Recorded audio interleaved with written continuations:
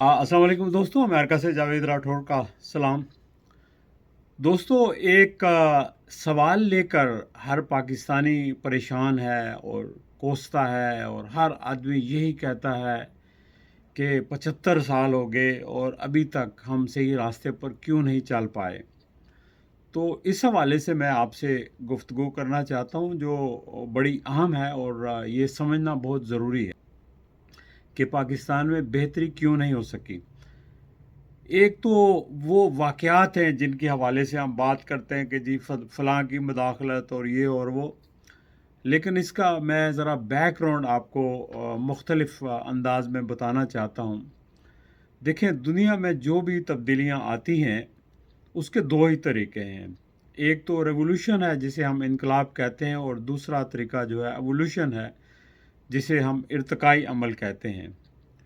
और जो तब्दीलियाँ, तारीख़ ये बताती है कि जो तब्दीलियाँ रेवोल्यूशन के ज़रिए आईं, इनकलाब के ज़रिए आईं, वो तब्दीलियाँ ज़्यादा देरपा साबित नहीं हुईं, और उनके ज़्यादा फ्रूट्स भी ज़्यादा नहीं लोगों को मिल सके।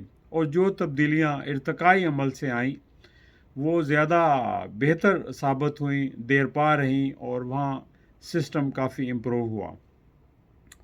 अब हमारे सामने ऐसी बहुत सारी मिसालें हैं, जैसे आप ईरान की मिसाल ले लें कि वहाँ इनकलाब के ज़रिए तब्दीली आई, लेकिन आज तक ईरान के लोगों का क्या हाल है, ईरान की मईशत कैसी है।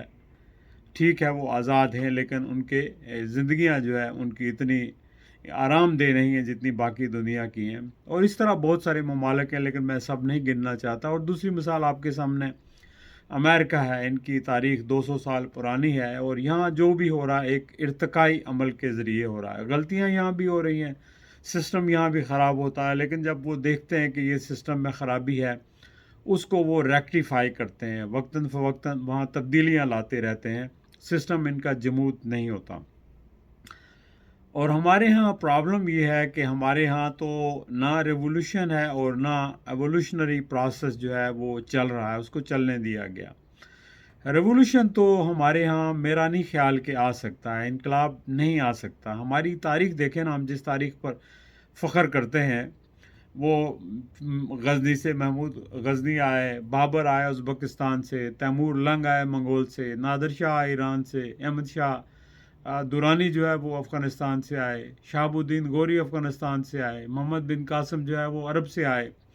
या हम तुर्कों का हवाला देते हैं, या हम उस्मानियों का हवाला देते हैं, लेकिन बात यह है कि हम तो बड़े सग़ीर के लोग हैं, और हमने कोई बड़ा लीडर पैदा नहीं किया। अगर कोई पैदा हुआ तो हमने उसको पहचाना नहीं है, और उसको हमने किसी को फांसी चढ़ा दिया, और कोई जो है वो बेचारा ऐसे ही ऐसी मौत मर गया। तो ये तो हमने अपने लीडरों के साथ किया। तो इसलिए इनकलाब तो इस मुल्क में मुझे नहीं लगता कि आ सकता है। आप ये भी देख लें कि रंजीत सिंह की जब हुक्मरानी रही, तो वहाँ अक्सरियत तो मुसलमानों की थी, लेकिन इसके बावजूद वो कितना अरसा ग़ुलाम रहे।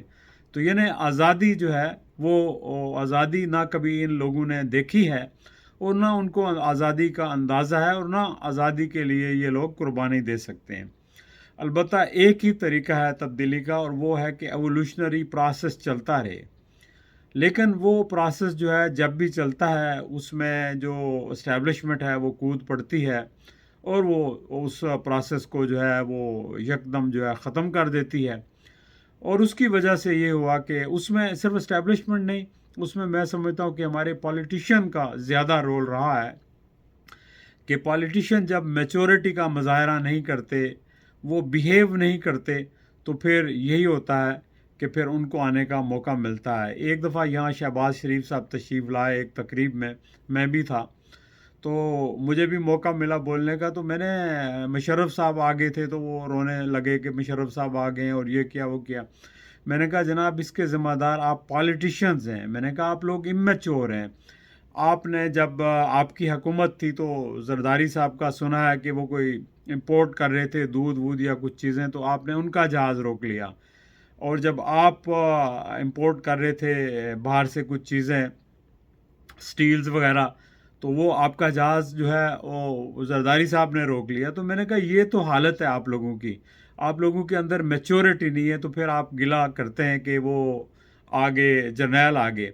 ابھی دیکھیں کہ جب وہاں کہہ دیا پریس کانفرنس کر کے آئی ایس آئی کے چیف نے اور آئی ایس پی آر کے سربراہ نے کہ بھئی ہم سیاست سے ہمارا کوئی تعلق نہیں ہے، تو میرا خیال ہے یہ ایک نادر موقع تھا کہ اس وقت سیاستدان میچورٹی کا مظاہرہ کرتے جو حکومت میں تھے، وہ کہتے عمران خان سے کہ ٹھیک ہے آپ آئیں، اس کے بعد ہم لوگ مل کے آگے جو ہے جو بھی ٹی او آر ہے بناتے ہیں اور آگے چلتے ہیں اور پرانی غلطیاں ساری بھول جاتے ہیں۔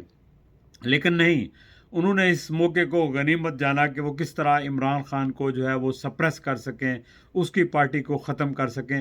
تو یعنی یہ جو بیہیو کر رہے ہیں ابھی آپ کے پولیٹیشین جو اس وقت حکومت میں ہیں، تو یہ آپ بتائیں کہ یہ کیا جمہوریت میں اس کا کوئی جواز ہے، آئین میں اس کا کوئی جواز ہے، اخلاقیات میں کوئی جواز ہے؟ تو اصل میں یہ ساری بات ہے مائنڈ سیٹ کی۔